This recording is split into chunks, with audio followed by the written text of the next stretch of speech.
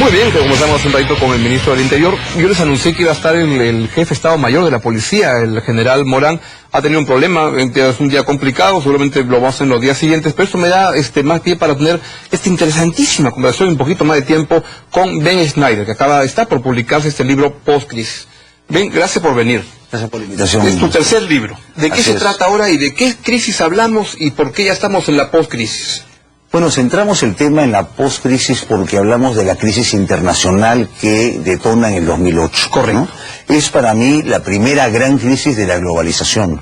Y probablemente los protagonistas no tenían la conciencia del poder, del potencial, en este caso de daño que se podía infligir a la economía si es que los agentes económicos tergiversaban sus roles, ¿no? Porque dice que es la primera crisis de la globalización, la del 97, 98, no la cuentas, era todavía una etapa como incipiente. Bueno, es que el potencial, el poder que ha habido ahora es de otro tamaño. Déjame darte un ejemplo. En el año 2011, el total de la facturación de las empresas transnacionales a nivel mundial, 60.000 empresas con 500.000 de filiales en el mundo, representaron 1/3 de las exportaciones. ¿Ya? Ventas más o menos de 28 trillones en el sentido de gringo, claro. y activos por 82 trillones contra un Producto Bruto Mundial de 63. ¿No?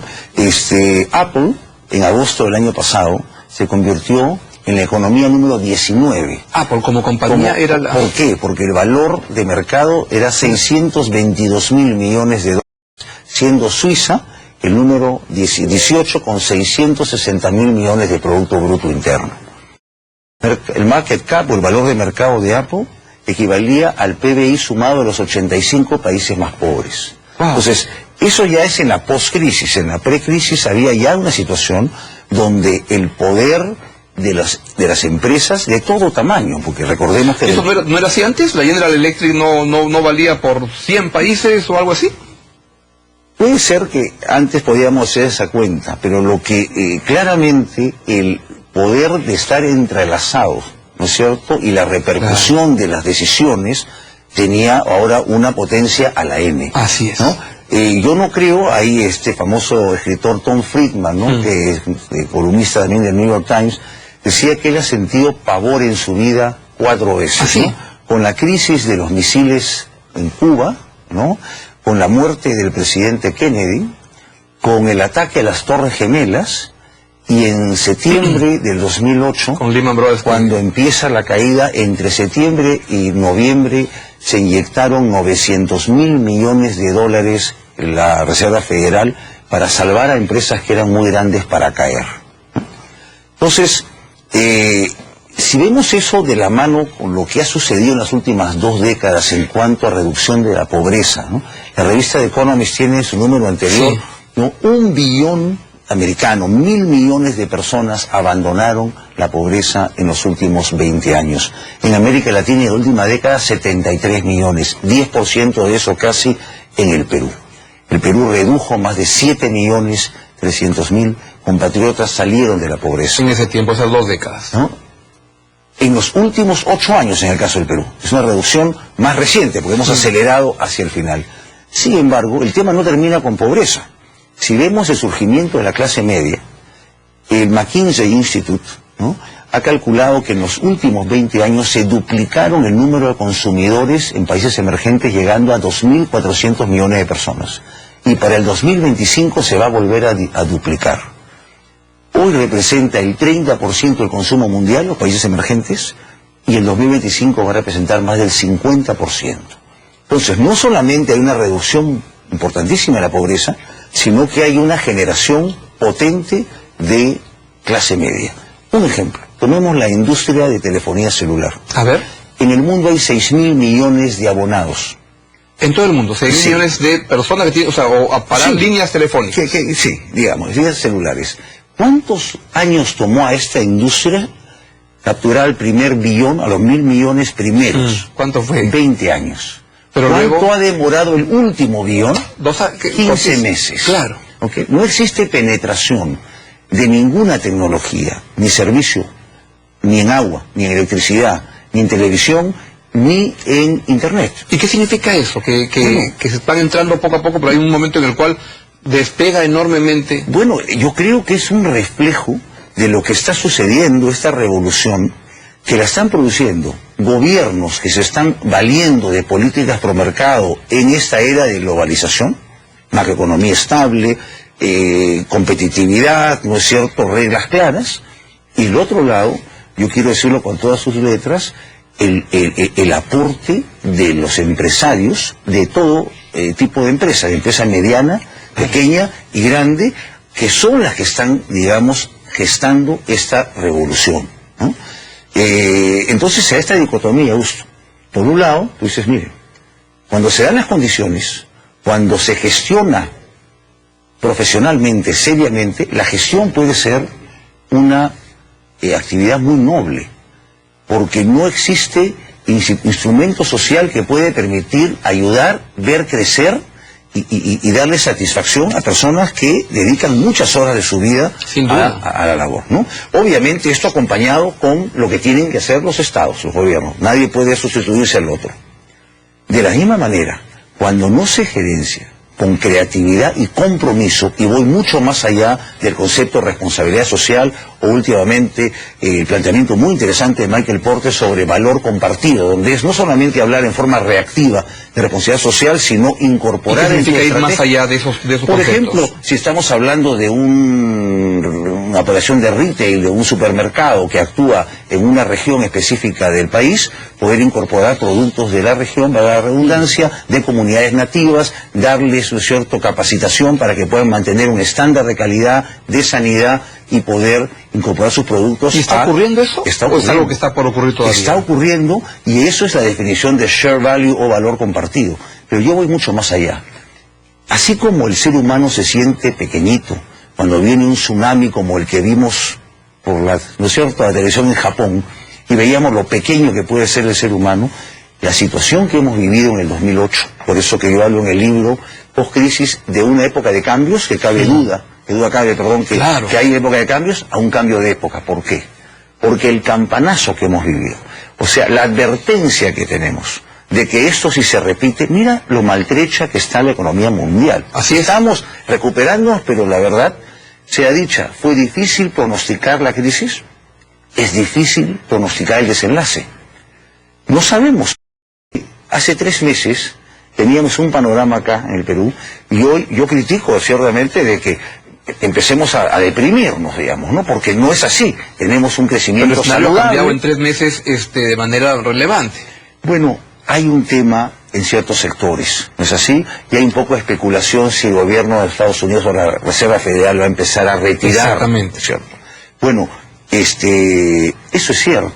Pero por eso es que digo que la poscrisis genera una situación totalmente distinta. La cantidad de dinero inyectada a la economía genera una interrogante que no sabemos cuáles son las causas. Entonces, ¿cómo se gerencia la poscrisis? Y ahí es donde entra el libro. El libro es un libro de gerencia para etapas, para una nueva era como esta. Exactamente. Es un libro que te da 9 capítulos de pauta sobre la gerencia en épocas de crisis, ¿no es cierto? Cómo posicionarse en el mediano plazo. Te voy a dar un ejemplo porque es muy amplio. Hay un estudio hecho por 3 profesores de la Universidad de Harvard sobre, a lo largo de 20 años, empresas que caían sistemáticamente en sus ventas, ¿no? Y entonces dicen, bueno, ¿qué porcentaje de las caídas eran atribuibles a crisis económicas? ¿Y qué porcentaje a errores estratégicos propios? Porque tú dices, claro, el gerente, ¿cuánto puede influir en la economía? Claro, el presidente de Apple tiene un peso, pero digamos, los comunes empresarios, emprendedores del Perú, no pueden influir. 4% tan solo de los casos respondían a crisis económica. O sea, 4% de las empresas tuvo problemas complicadísimos por temas que no los podían manejar, de factores mundiales. Así es. ¿Y el 96%? 70% de los 100 tenían que ver con errores estratégicos. O sea, errores propios de estrategia que habían planificado mal. 6-7% tenían que ver con cambios regulatorios, cambios de reglas de juego, que a veces son más severas que crisis económicas, ¿no? Pero lo que quiero decir es que 70% a una mala planificación o a subestimar una serie de competencias. La más importante, por ejemplo, subestimaron la competencia contra productos de bajo precio, ¿quién? Pensando aquellos que caían en ventas pensando ejemplo que su marca... de empresas que conocíamos hace 20 años que eran muy potentes y que se diluyeron en el camino. Y que se fueron diluyendo en el camino por, o sea, temas de precios. ¿Cuántas han caído? ¿Cuántas marcas, por ejemplo, de electrodomésticos conocíamos en una época y hoy día, ¿no? Corea y China los barrió, ¿no es cierto? Bueno, otras que equivocaron sistemáticamente su estrategia. Y mejor ejemplo que Kodak.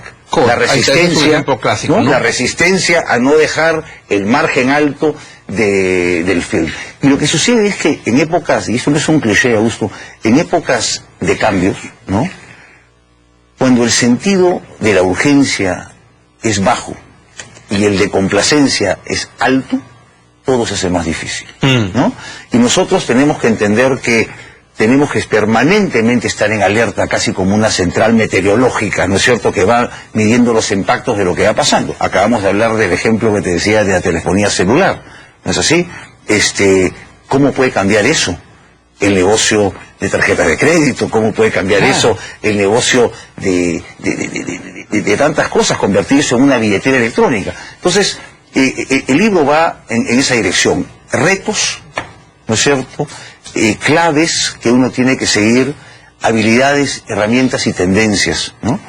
En última instancia, el libro propone algo que a veces parece ser un hierro, ¿no? El concepto de humanismo empresarial. Y no lo digo porque es políticamente correcto, ¿no? O por darnos un baño de santidad. Es elemental. Lo que está viviendo en este momento el mundo, los jóvenes indignados de Ocupemos Wall Street, los indignados en Europa, ¿no? Tienen cierto derecho a protestar por un comportamiento, ¿no?, donde en los últimos 10 años, como decíamos, se gestó una crisis de tamaño monumental. Y eso va teniendo además rebotes en las universidades que van pidiendo cambios en la currícula y nuevos contenidos éticos y todo eso que antes... Los 80s era, vamos al mercado, a Wall Street, a matar. Todos queremos ser como Gordon Gekko. Parte de la explicación, no sé, de lo que ha... el haber corrompido el concepto de la empresa, ¿no? Si se ve como un instrumento social de ayuda y de generación, ¿no es cierto?, a las personas y de bienestar, ciertamente, Augusto, que el éxito económico viene, ¿no? Pero cuando se convierte en una carrera para... comprar, vender, invertir y volverse rico a toda costa lo antes posible, eso obviamente detona. Te voy a hacer una breve pausa para venir en la siguiente parte conversar cómo tratamos esto en el Perú aquí y ahora en el año 2013. ¿Cómo no? Pausa y venimos para seguir conversando sobre nuestra economía e ideas que nos pueden ayudar a movernos mejor en ella.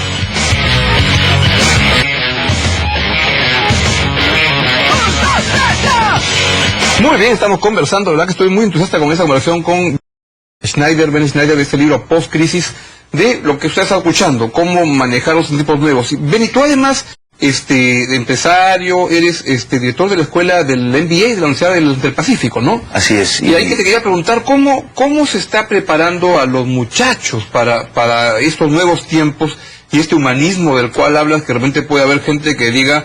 me están vendiendo truco, los empresarios van para hacer negocios y así son las cosas, acá no hay tutías. ¿Cómo preparar a estos muchachos para estos nuevos tiempos? Bueno, ciertamente... Allá y aquí. Claro, allá es donde se ha dado, ¿no es cierto?, el mayor golpe al prestigio de muchas universidades, porque las mejores mentes formadas no quiero mencionar nombres, pero las universidades Ivy League, ¿no es cierto? Harvard, Stanford, MIT, ¿no es cierto? Wharton, son los que probablemente estuvieron en el seno del diseño de estos productos bancarios que terminaron detonando el sistema. Acabaron detonando la... hay un premio Nobel de un componente ético enorme, ¿no? Claro, hay un premio Nobel de Economía, ¿no?, Daniel Kahneman, padre de la economía del comportamiento, que sostiene que si bien el ser humano está, digamos, construido para pensar, razonar, ¿no es cierto?, de una manera lógica, en temas económicos actúa con rasgos ilógicos, irracionales. ¿Qué significa eso, por ejemplo? Que afloran temas de envidia, de venganza, ¿no? Y él alerta que cuando se ponen objetivos, se pone presión, ¿no es cierto?, al Ejecutivo y se le ponen recompensas, ¿no es cierto?, jugosas en bonos, entonces es capaz de asumir un comportamiento, ¿no? Y hay un profesor, Dan Ariely, que estuvo recientemente en la Universidad del Pacífico, que va un poco más allá y dice, he hecho experimentos donde la gente en grupo tiende a comportarse menos éticamente bajo ese ambiente de presión, ¿no es cierto?, y lo racionaliza porque está salvando a la empresa, porque está derrotando a la competencia o está tratando de cumplir un presupuesto. Claro. Entonces, ¿qué pasa si a eso le sumamos? Y porque además me remuneran en función de objetivos que me ponen. Así es. Y yo actúo en esa dirección. Una de las críticas de la mayoría de la gente, el propio Stiglitz, por ejemplo, Nassim Taleb, Friedman, etcétera, hablan justamente sobre el error de haber construido estos sistemas de bonos, me refiero en los Estados Unidos, ¿no? Y Joel Podolny, que es un profesor... las bolsas con las cuales se le paga al gerente al final del año por cumplir las metas que se le han puesto. Así es. Y Joel Podolny, que es un profesor en Harvard y en Stanford, y es el vicepresidente de la Universidad Corporativa de Apple en Copérnico, es un artículo muy interesante que dice: la responsabilidad empieza y termina por las escuelas de negocios. Y hay que tomar en cuenta que, por ejemplo, en Estados Unidos el ranking de las empresas tiene un componente importante en el salario que tienen sus exalumnos. Entonces todo el sistema presiona. En el Perú no es así. En el Perú estamos abocados a certificaciones, ¿no?, internacionales que tienen las escuelas de negocios, y básicamente son encuestas, ¿no? Yo puedo hablarte con propiedad por el lado de la Universidad del Pacífico, donde no es un tema de ahora, de la poscrisis, ni siquiera de la crisis, tiene preceptos en temas de formar gente globalmente competitiva, pero con muchos cursos de liderazgo y de ética que están ahí. Podolny lo que criticaba es que esos cursos son light en las currículas en Estados Unidos, no tanto así en Europa.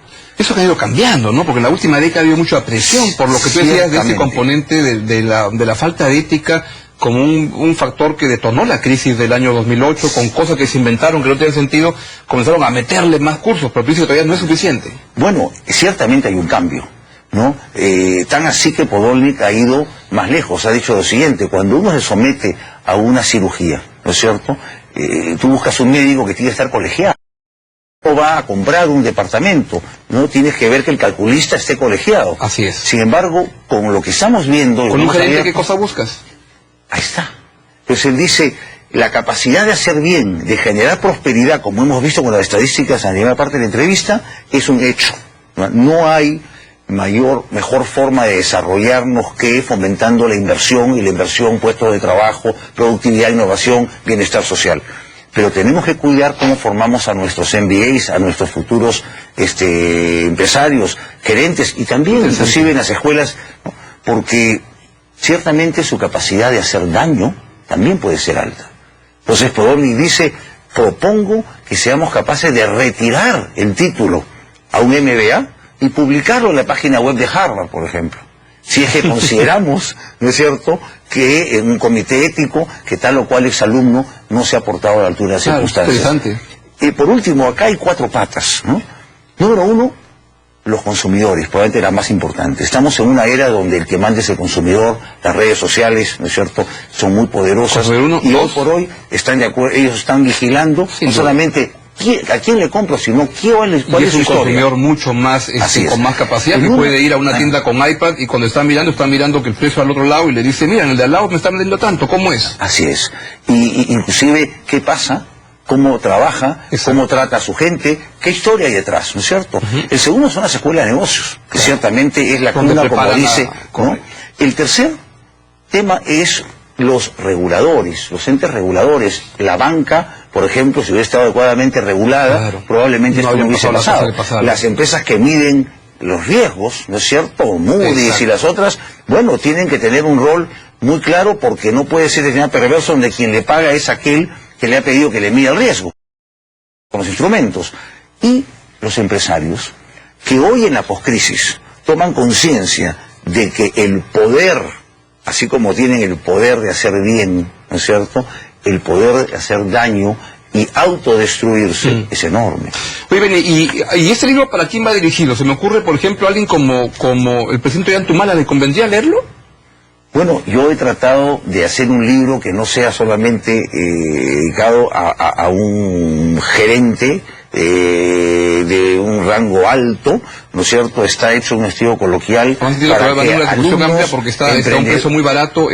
Claro, salimos de un esfuerzo que está haciendo con el diario El Comercio y con el cupón pasaría a 25 soles, que creo que es justamente para eso. O sea, el presidente Humala podría leer su Comercio, lo recorta, bueno, yo estaría halagado pero ¿le conviene a alguien como el presidente Humala leer esto al ministro de Economía peruano? Pero el presidente Humala me interesa, a un presidente de un país como el Perú. Yo considero modestamente que estoy haciendo una cooperación para entender justamente cómo se debe gerenciar y si las compañías son un factor importante en el desarrollo de un país, como estamos viendo, un factor central, el entender cómo se debe gerenciar ayudará seguramente a aquellos que dirigen los destinos del país, a aquellos que dan las leyes en el país, ¿no es cierto?, probablemente a comprender cuáles son. Esto en realidad no es un tema solamente de mi cosecha, son 10 años de investigación de mejores prácticas de gestión que he tratado de plasmar en esta contribución. Si lo que ha hecho el señor Schneider le parece interesante, pues compre el libro.